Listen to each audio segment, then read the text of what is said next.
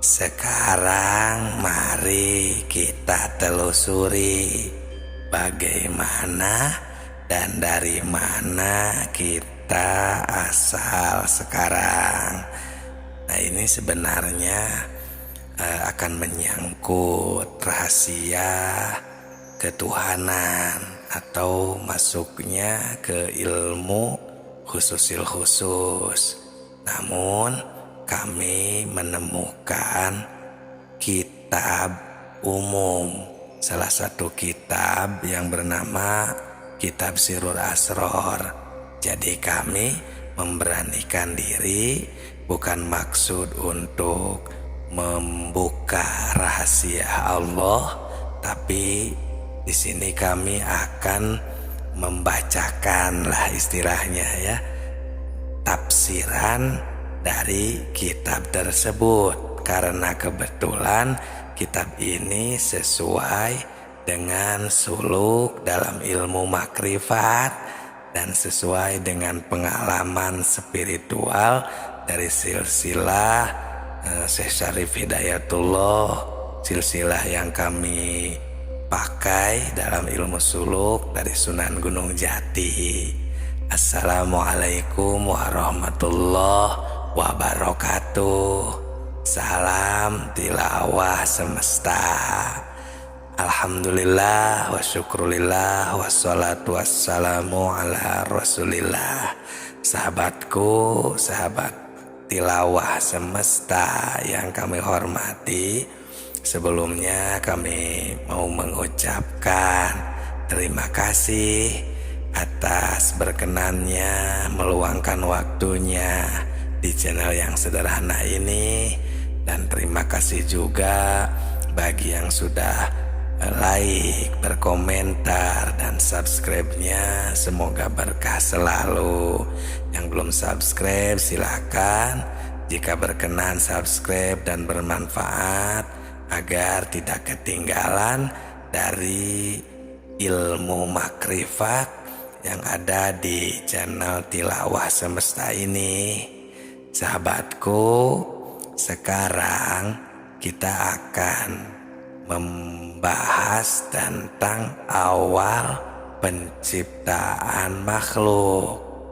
Ini agar kita semuanya tahu dan mengenal untuk nanti kita, jalan kita berpulang setelah kita meninggal, setelah kita dicabut nyawa, maupun sekarang, untuk jalan spiritual agar berada dalam jalur yang benar. Istilahnya yang suka kita baca di dalam bacaan sholat di surat Al-Fatihah itu berbunyi ihdinas siratal mustaqim, tunjukilah kami jalan yang lurus agar sesuai dengan suluk dan ihdinas siratal mustaqim tersebut. Karena sekurang-kurangnya di dalam spiritual itu tidak semuanya berada di jalur lurus tersebut. Terkadang ada yang malah tersesat, seperti tersesat di alam jin, atau istilahnya kalau bahasa Sunda betah, atau ya terjebak, ya istilahnya ya, terjebak di sebuah alam, di salah satu makom yang seharusnya sampai kepada tujuan pendakian atau spiritual suluk dalam agama Islam. Nah, dengan kita mengetahui awal penciptaan makhluk, maka kita akan tahu tujuan sampainya kita kemana dan jalan yang lurusnya itu kemana.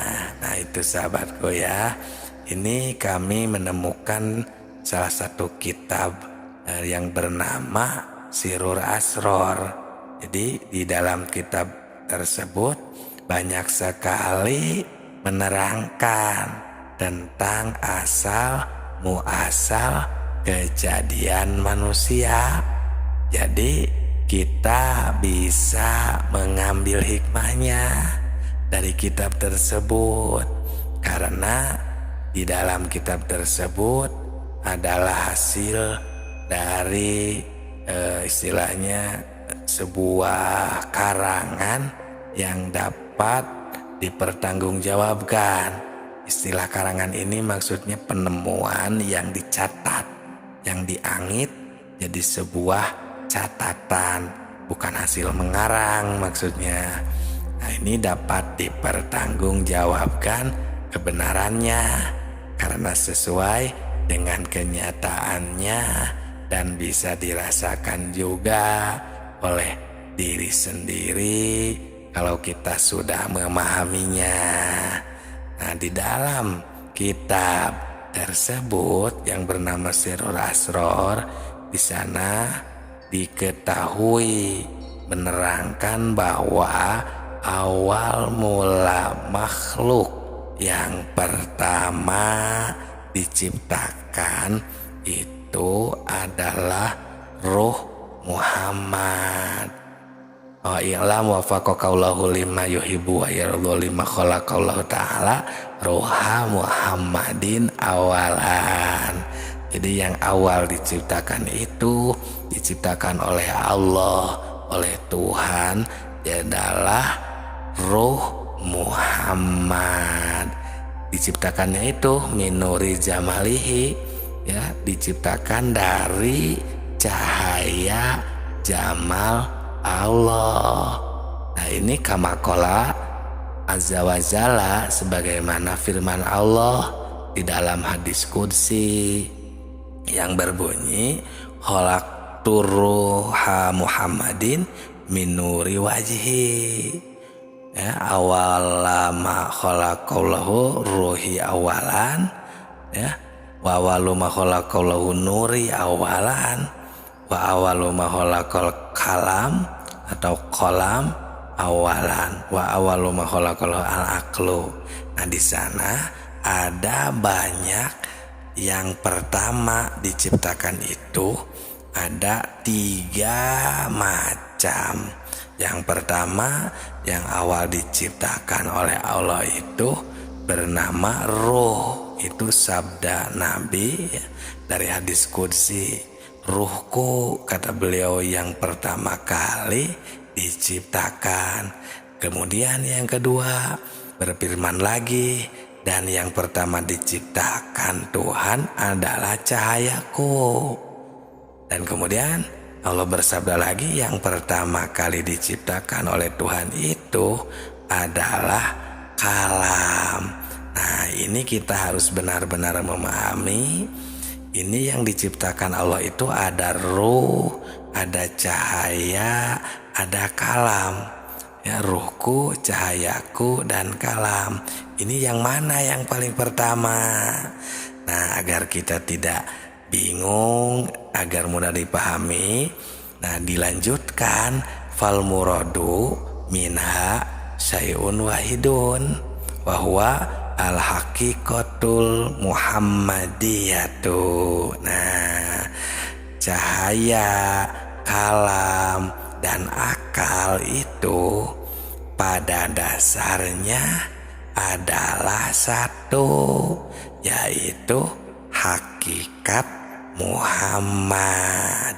Nah, sahabat ilmu semesta, di dalam ilmu makrifat penting sekali kita harus mengetahui awal mula yang diciptakan itu adalah pada dasarnya hakikat Muhammad.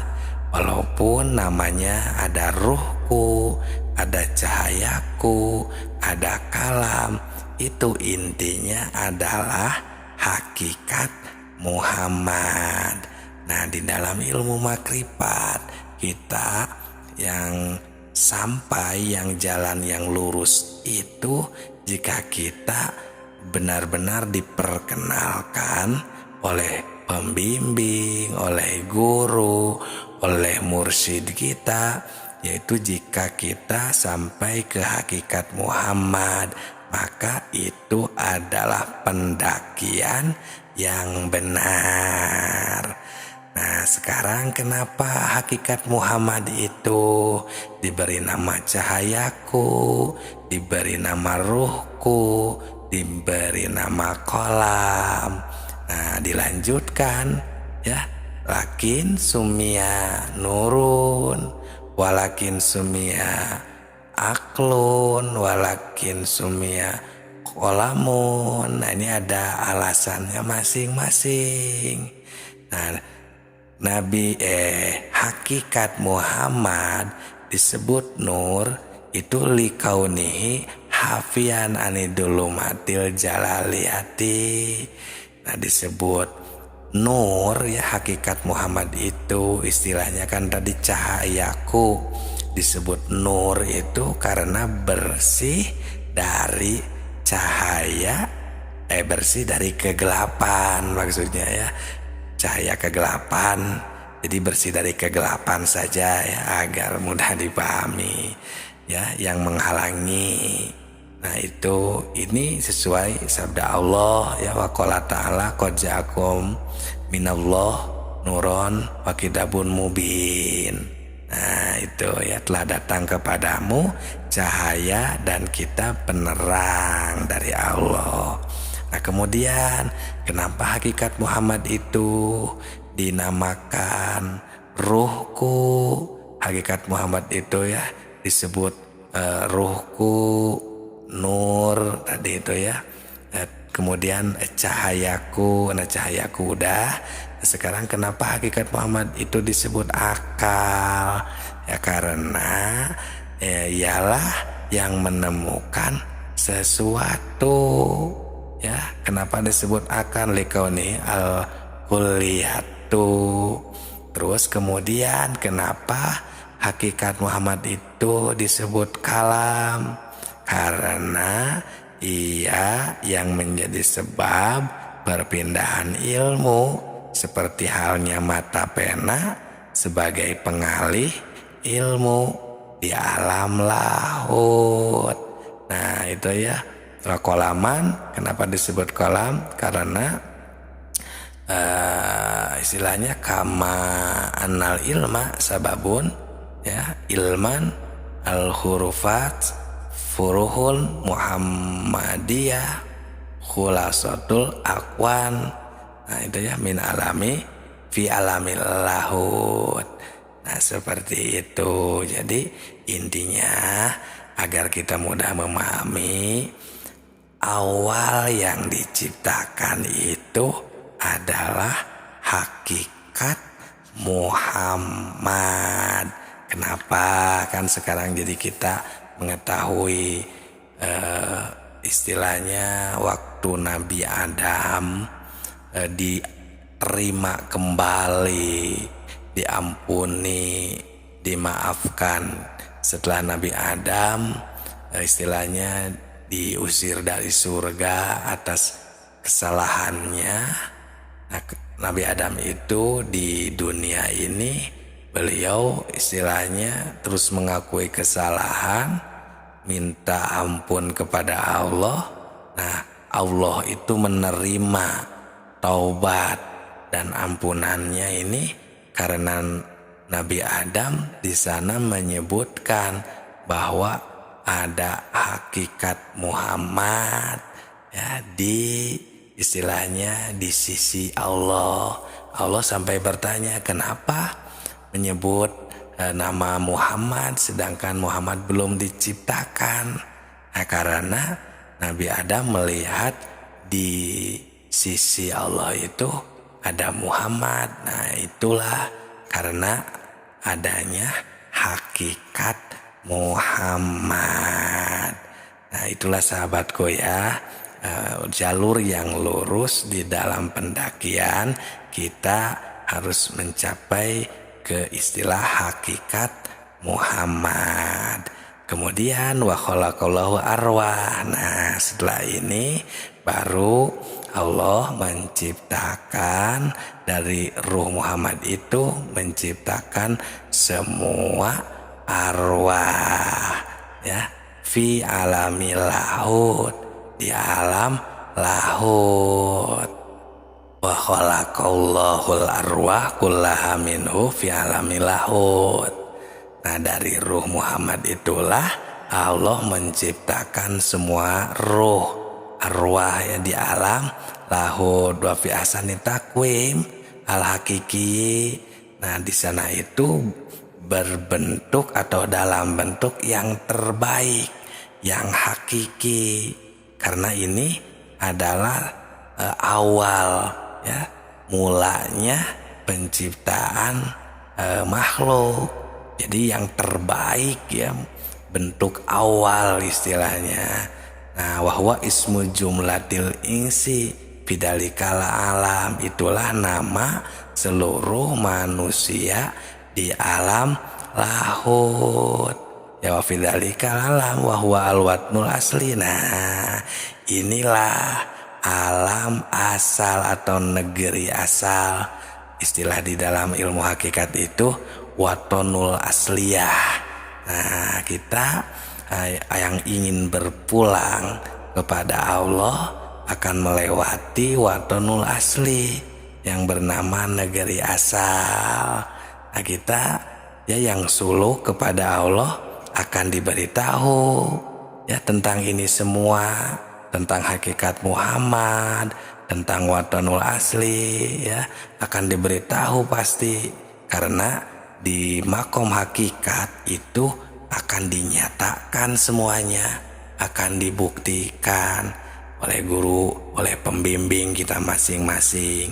Makanya ya, di sebelum ini juga sering kami kasih tahu, tidak semua yang tahu ya, yang benar-benar menjadi mursyid ya, kalau sekedar namanya saja bisa tahu ya, karena dari baca kitab ya, seperti yang kita bacakan sekarang ini, yang kita bahas sekarang ini, seperti itu. Nah, ini semuanya ya falama madu alai arba'ata alfisana khalaqal arsi. Nah, setelah menciptakan negeri asal, Allah Subhanahu wa taala dalam waktu 4000 tahun dari setelah menciptakan ruh Muhammad tadi ya, menciptakan arwah ini. Nah, Allah menciptakan aras min nuri aini Muhammadin, dari nur Muhammad ya, wabawakil kainati minhu. Begitu pula seluruh makhluk lainnya diciptakan dari nur Muhammad. Nah, jadi kalau disusunkan, disimpulkan secara kesimpulan ini ya, awal mula yang diciptakan Allah itu adalah hakikat Muhammad. Setelah itu diciptakanlah nur Muhammad. Nah, dari nur Muhammad baru ada istilah arwah, aras, kursi, dan bahkan Muhammad yang jasad juga, atau ya manusia atau alam semesta mulai di sana itu diciptakan. Ini menerangkan, menafsirkan kitab yang bernama Sirrul Asror, sahabatku, sahabat tilawah semesta semuanya. Nah, selanjutnya ruh-ruh tersebut diturunkan ke alam yang terendah, sumarodatil arwah ila darkil asfal. Nah, ya, diturunkan ke alam terlendah. Makanya suka ada istilah sumarodadnahu asfala safilin ya, alam yang terendah itu ya.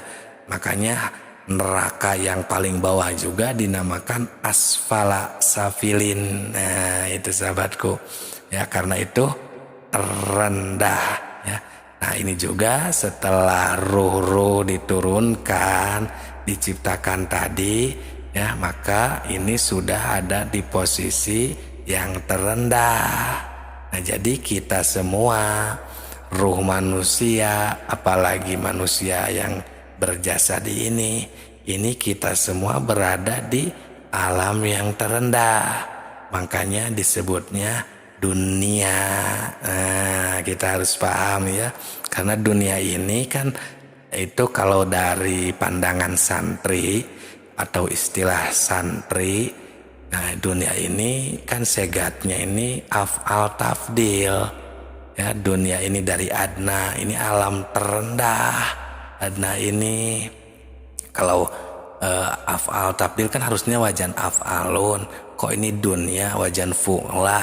Nah, ini biasa kalau santri itu pasti tahu ya. Karena dikias istilahnya kan. Adna, adnayani, adnauna, adanin. Dunia. Nah itu kan. Dunia yani, dunia ya tundunan. Nah itu kalau istilah santri ya.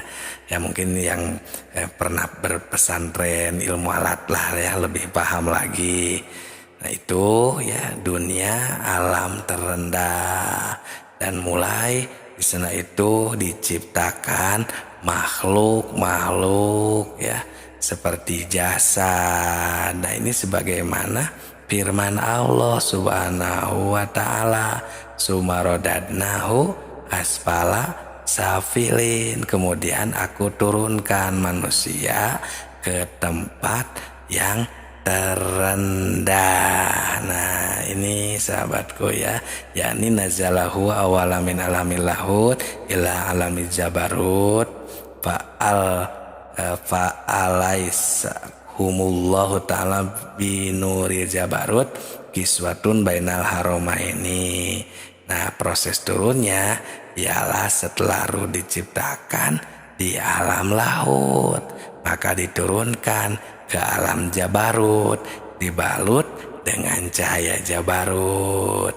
Bagaimana pakaian antara dua lapis? Lapis kedua ini kan disebut ruh sultani. Nah gitu istilahnya lah sebagai pakaian antara dua haram ya, dua lapis yang disebut ruh sultani. Nah intinya pokoknya kita ini diturunkan setelah tadi ya, hakikat Muhammad, Nur Muhammad. Nah ini kita ini kemudian ke alam terendah ya, baru jadi istilahnya jasad atau manusia maupun alam semesta ini. Nah jadi untuk yang mau suluk mendaki kepada Allah Subhanahu wa taala, yang ingin berpulang kepada Allah Subhanahu wa taala dari kitab Sirrul Asrar ini ya, secara ilmu makrifat prosesnya yaitu ke sana. Di sini tidak membahas alam arwah, maksudnya barzakh. Nah ini maksudnya ya, bukan alam arwah yang tadi, barzakh atau mahsyar, alam jin, kan tidak. Karena ini adalah jalan yang lurus untuk pulang. Karena orang-orang yang tersesat, yang tidak tahu alam untuk pulang, jalan pulang, ya bakalnya ya nantinya akan melewati ke sana yang sebagaimana diterangkan di pengajian-pengajian umum, seperti ke alam barzakh, ke alam mahsyar. Nah itulah sahabatku, sahabat tilawah semesta semuanya ya. Selanjutnya setelah itu diturunkan lagi summa anzalahum bihadil kiswa ila alamil malakut wa kasahum binuril malakut bahwa ruhani. Nah setelah itu ya diturunkan lagi ke alam malakut, dibalut dengan cahaya malakut yang disebut ruhani. Nah istilahnya ya ke alam malakut. Kalau yang tadi di atas jabarut, nah kalau ini ke alam malakut. Nah nanti ya kita akan samakan, akan disimpulkan lagi agar mudah untuk dipahami. Nah kemudian sumanazal alamal mulki wakasahum binuril mulki wa ruhul jasmani. Nah kemudian selanjutnya diturunkan lagi ya ke alam mulki yang disebut atau yang dibalut dengan cahaya mulki di lapis keempat. Ini disebut ruh jasmani. Nah, jadi sahabatku, sekarang kita dapat istilah lagi ya. Kita akan lebih berwawasan lagi. Jadi awal mula diciptakan itu kan yang bernama hakikat Muhammad. Nah, hakikat Muhammad ini kalau diistilahkan alam itu kan Jabarut. Nah, gitu ya. Nah, terus kemudian setelah hakikat Muhammad kan Nur Muhammad. Nah, ini kalau diistilahkan dia itu istilahnya malakut. Nah, kemudian setelah hakikat Muhammad, kemudian Nur Muhammad, nah baru kan ini yang terakhir ini, yang terbawah tadi, yang terendah ini kan lapis ketiga istilahnya ya. Kalau yang dari awalnya hakikat Muhammad, Nur Muhammad, nah ketiganya Muhammad yang jasad ya, Nabi Muhammad itu, Nabi Muhammad Shallallahu Alaihi Wasallam. Nah, ini kan maksudnya di alam dunia, makanya disebutnya terendah. Itu ya, alam yang terbawah istilahnya. Ini disebutnya mulki persamaannya. Kenapa tadi kan lapisannya keempat, ini ketiga? Karena lapis pertamanya itu ahadiyat. Ahadiyat itu ya zat Allah. Nah, jadi kalau dibawa semua susunan emang jadi empat. Yang pertama ahadiyat ya. Yang kedua wahdat, yaitu Jabarut atau hakikat Muhammad yang awal mula diciptakan. Yang ketiga hadiyat wahidiyat atau malakut atau Nur Muhammad. Dan yang lapis keempat ini dunia, alam jisim, jasad atau ya Muhammad jasad. Jadi disebut lapisan keempat. Nah, ini ya tafsir dari kitab Sirrul Asror tentang awal penciptaan makhluk, sahabatku. Itulah jalan yang lurus untuk kita semua ya, untuk kita pendakian agar kita ya berhasil, tidak istilahnya salah jalan. Karena setelah lapisan keempat ini ya baru di sini mah sumaholakolo al ajsadi. Nah, di sini mah sudah alam jasad, seperti adanya bentuk-bentuk ya, seperti alam semesta ini. Nah, mulai di sini ada yang istilahnya manusia, tanah, angin misalnya ya, atau api ya, pokoknya semua alam semesta, planet, langit, bumi dan seisinya. Nah, ini di sini di lapisan terendah ini, sahabatku. Jadi kita berada di alam yang terendah, maka disebut dengan istilah pendakian. Jadi pendakian ini istilahnya karena kita berawal dari alam yang terbawah. Tapi ini harus hati-hati, jangan langsung menyimpulkan berarti Allah itu berada di atas. Bukan seperti itu juga ya. Karena Allah kan tidak memerlukan jihad ya, karena Allah tidak seperti makhluk ya. Mukhalafatun lil hawadisi, beda. Kalau kita kan ada istilah tempat, ada waktu, ada yang di atas, ada yang di bawah. Allah tidak. Allah tadi itu cuman istilah agar jadi sebuah, istilahnya apa ya, ilustrasi atau cerita agar jadi ilmu lah istilahnya ya. Bukan berarti terbawah lapisan terendah itu Allah itu ada di atas sedangkan di bawah tidak ada. Nah, bukan seperti itu ya. Karena jika sudah tahu, sudah bisa memahami ya apa, wa huwa ma'akum aina ma kuntum, Allah itu lebih dekat dengan kita. Nah ya, jadi harus paham benar-benar. Makanya ini ilmu tingkat tinggi. Semoga berkah. Salam tilawah semesta.